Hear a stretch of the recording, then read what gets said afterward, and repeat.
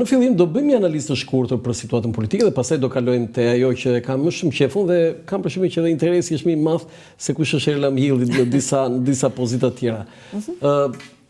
Si është situata politike? Në 35 vjet nuk ka ndodhur që qeveria mbas 12 vitesh e konsumuar, ka ato problemet e veta, ka marrë këto goditet nga spaku, po prap duket sikur ka një këshull që do fitojë zgjedhjet. Opozita që edhe pse ka 12 vjet në opozit dhe kaloi disa trauma apo lëkundje sismike shumë të forta, nuk duket se kur do vinë pushtet. Ç'është ky? Tani dëgjoj.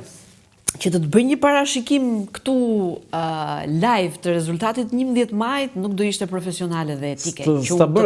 Jo, nuk do ishte profesionale dhe etike, por le të themi që nuk do doja të vija në të njëjtin kandar, në të njëjtën peshore problemet e mazhorancës që i the ti vet. Spaku, konsumizmi i madh i pushtetit, spaku i ka varur një medalje të merituar apo të pamerituar, këtë se themi dot, derisa të flasi drejtësia deri në fund. Ja ka varur mazhorancës, nuk themi dot që s'ja ka varur, ose Edi Ramës, le të themi se ai është kryeministri, ai zgjedh ekipin, zgjedh çdo gjë.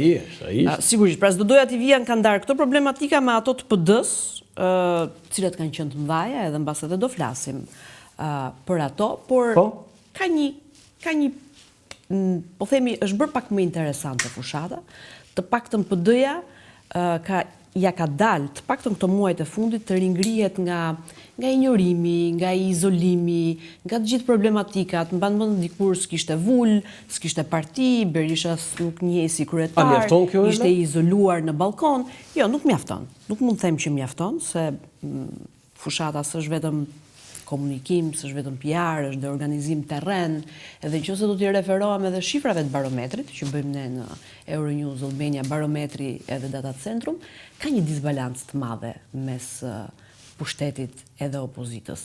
Pra, si disbalancë? Disbalancë kuptimin e numrave. Që pakënaqësia është e madhe, por opozita është shumë e madhe, por opozita nuk e ka kapitalizuar si duhet deri tani. Sipas e pse? Këtë pakënaqësi. Pse s'ka ditur, apo pse? Jo, pse ka ndodhur kjo? Çfarë? Po për shkak të gjithë këtyre problematikave, ka qenë një parti e mbërthyer, e ngecur për 3 vite me radhë në problemet e veta. Dhe në një farë mënyrë, okay, një dorë mund t'ja ketë dhënë pushteti, nuk e vën diskutim, një dorë ja ka dhënë drejtësia, po kanë qenë edhe s'kan ditur dhe vetë ata ti menaxhojnë problemet e tyre. Erla, ne kemi bërë bashkë. Kurse s'kan ditur e kanë fjalën. Ndodhi në ngrata e Berishës se që aty filloi çarja brenda Partisë Demokratike. Jo, Berisha, aty filloi lëkundje sismike, tërmeti. Sigurisht, lëkundje të forta sismike madje. Tani Berisha nisi foltoren. Dhe u pa qartë baza apo partia e kujt ishte, që ishte kundra Bashës dhe që e mbështesnin Berishën. Pra në një farë mënyrë demokratët e zerruan vetë non-gratën, pra nuk pyetën as për Amerikë, as për non-grata, dhe i shkruan brapa Berishës. Tani gjitha i leadershipi i PD-s që janë qenie politike dhe duhet të kenë nuhatjen e dur, të analizojnë si duhet situatën, për të kuptuar çfarë duhet bëjmë ne tani, ta vazhdojmë këtë luftë me mullinë të erës apo të kuptojmë që këta e duan Berishën. Ndoshta do t'i kishin evituar disa tronditje të mëdha sismike që erdhën më pas. Më kupton? Të paktën nuk kështu e shoh. Pra, një pjesë është dhe për fajt të tyre. Ne kemi biseduar bashkë dhe në disa momente i ke qenë shumë koherente dhe parashikuese, ndoshta edhe se mban mend. Jo, e mbaj mend. Kam qenë kthjellët se isha e ftohtë. E shifja në distancë. Tani problemi numër 1 duhet ta themi ishte Luzim Basha në të gjithë histori. Por Luzim Bashën ne duhet ta themi që zoti Berisha jo e suportoi, po e vendosi aty. Sigurisht, po ashtu ka qenë, vendosi aty. Në gjithë karrierën tënde që ke qenë edhe zëdhënësi Luzim Bashës madje.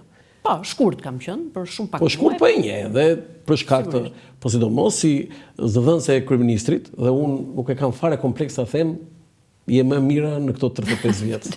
Zëdhënëse, se mos thonë ndonjëri në një detyrë tjetër. Zëdhënëse e kryeministrit. E kam thënë dhe unë e kam shkruar, se ti e di, dhe se kam fare kompleks, sepse një zëdhënës e kryeministri Erla, duhet ta them këtë që për çdo gjë të jepi një përgjigje dhe çdo gazetar i mundshëm të jepi një përgjigje në këtë. Mirë, me atë natyrën time ja kam dalë të baj këtë shoqëri që bëhet propotente dhe njëri pas një vlerë, valla ai ka qenë merita jote. Jo, aty s'kam ndryshuar. Kjo është ke merit. Për te modestis nuk kam ndryshuar. Tani vetë mendoj ndonjëherë si e ka vënë ky Berisha këtë Lulzim Bashën këtu? Ka menduar, mund t'ja kem thënë. Ja ke thënë? Jo, prit. Qofse ja ke thënë. Si e ke vënë këtë Lulzim Bashën, po Ky s'është për punë. Jo tamam, ky s'është për atë punë. Se kisha të guxim. Jo, guximin e kam patur. Edhe të them drejtën, Sali Berisha më ka dëgjuar, nuk kam patur lirinë maksimale për t'ia thënë. Të ka dëgjuar? Më ka dëgjuar. Më thuaj një rast që ja ke thënë ti dhe ai të ka dëgjuar. Më ka dëgjuar, po pastaj se çfarë ka bërë nga mbrapa këtë s'ta them dot. Erla, tani unë dëgjuar e kuptoj kështu që fakti që ja the ti, ai e bëri pse ja the ti. Dgjoj, e di ku kam filluar unë ti flas më shumë Sali Berishës mbas 2017-s, mbas çadrës, edhe mbas marrëveshjes që bën me. Unë po them kur ishe kryeminist pa kur ishe kryeminist. Ti thua kryeministër. Kryeministër s'kishte shans. Për Lulzim Bashën ato muajt e fundit u mor vesh fushata që ai ishte i preferuari. Pavarësisht se unë vetë personalisht në atë kohë kam votuar për Sokolov Dashin. Edhe pse e dija që gara... Erla, ke votuar për Sokolin? Për Sokolin kam votuar, po. Bravo, se ke thënë njërë, unë se kam gjorë njërë. Po nuk e kam thënë se vota nuk para thuet. Dhe ke votuar për Sokolov Dashin. Po, për Sokolov Dashin kam votuar. Po ta merrte vesh Sali Berisha këtë? Po çfarë rëndësie ka? Nuk do ishe e preferuar. Nuk do isha më e preferuara. Nuk e kam problem, nuk e kam patur. A ishte ky gabimi i madh i zotit Berisha sepse ai ka thënë që Lulzim Basha nuk di ta them nëse ishte madh jetës time. Jo, nuk di ta them sepse nuk di të them nëse dhe Sokoli do kishte bërë nëse PD-ja me Sokolov Dashin do kishte shkëlqyer apo do kishte qenë më e mira. Unë midis të dyve sigurisht kam preferuar Sokolov Dashin për shumë arsye. Për shumë arsye. Më mirë më Erla si edhe po të gabonte. Po gabonte vet. Dakor, pa diskutim. Edhe për mua më mirë, prandaj edhe e votova. Po, s'di të ta them nëse do kishte qenë absolute në një farë mënyre. Se dhe Sokoli kishte veset e veta, mund kishte defektet e veta, po midis të dyve pa diskutim që unë zgjidhja Sokolov Dashi. Jo Sokolov Dashi, Erla, po edhe një atje, në ata të fundit, do ishte më mirë se Lulzim Basha. Base. Si mbase? Nuk e dakord me mua? Jo, këtë e kemi thënë si batut kështu. Pa tani, Sokolov Dashi mund kishte defekte që thua ti, por aman Sokolov Dashi kishte disa cilësi që nuk e afroi fare Lulzim Basha. Mirë, kam përshtypjen që kanë menduar që Lulzim Basha mund shkëlqente në arenën ndërkombëtare, në këto lidhjet me ndërkombëtarët. Po, se flet anglishen shumë mirë, dhe ajo duhet. Jo, për te asaj, po në fakt tregoj që vite situata aktuale. Jemi, po themi, një muaj e gjysmë, diçka e tillë tani. Jo, dhe po të thoja që të paktën pavarësisht problematikave, duket sikur fushata është më e balancuar. Se të paktën dhe opozita liderin e saj e ka në liri, fushatën mund ta bëj në terren, njësoj si Rama, pra është pak më e balancuar. Për fat mirë, se deri dhjetori ishte në balkon Sali Berisha. Primaret ishin teorikisht, po edhe kështu është një gjë e bukur. Por a prodhuan atë që quhej pritshmëri, Erla? Ja, kjo është lista e atyre që kishin pritshmëri, po shiko çfarë vota se ti e nxorë për vetët e Po, e nëzora dhe unë në emision, po se u bën edhe lajmë, unë e kam bërë emisionin ditë hëne, primaret ishin të shtunën dhe shumë nga këto personazhet këtu u bën lajmë në një farë mënyre.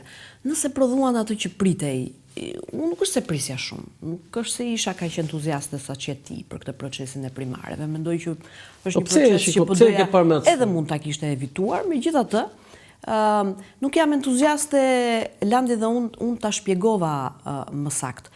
Pra, nëse Partia Demokratike do të na kishte bërë transparente shpërndarjen e votave, pra ku i kanë marrë këta individ votat, dhe kjo është e rëndësishme, më besoj që është e rëndësishme se unë njoh dhe PD-n, njoh dhe procesin, di si funksionon, do ta kishim të qartë që këta nuk janë individ të gjithë që i do e gjithë baza, pra e gjithë partia. Mund t'i doj fisi, po secili ka luajtur 8 dega e vetë, se i tillë ishte procesi që ngritën. Pra, këta vendosën, PD-ja vendosi që do votojë vetëm për një emër. Nga 80 emra në listë, ti vetëm njërin do votojë, Landin. Atëherë Landi çfarë bënte? 8 dega e vetë, që kryeson, mori gjithë votat atje, dhe pastaj degët e tjera kanë votuar secili për kandidatin e tyre, kështu që kjo është tani, ai Alqi Xhafa që se pas ka votuar as shtëpia vet. Nuk e di çfarë problematike. Okej, po Oriela Nebia i 47 vota.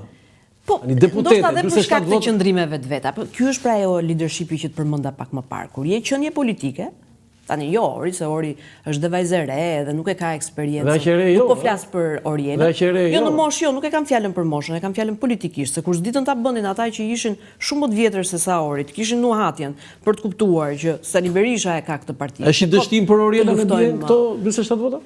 Jo, nuk do ta quaj.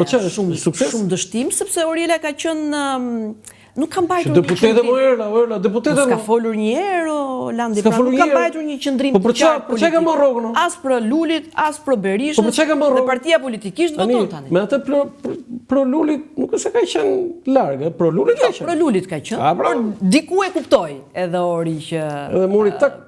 Edhe shkoi Big Brother pastaj. Kthese ishte shumë smooth, shumë e butë, shumë e avashtë. Edhe partia politikisht voton. E ndihmoi Big Brother apo e dëmtoi? Formatin politik. Nëse ndihmoi apo ndoshta edhe dëmtoi pak. E dëmtoi. Po, them se po. Floriana Agaro, 32 vota?